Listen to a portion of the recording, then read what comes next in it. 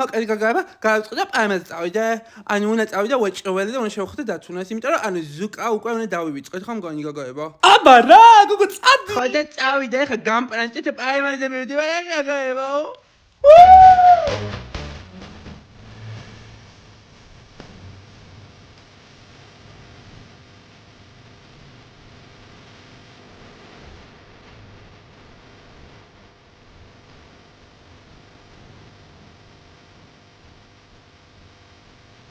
მინდა გითხრა რომ ძალიან მაგრად გამოიყურები.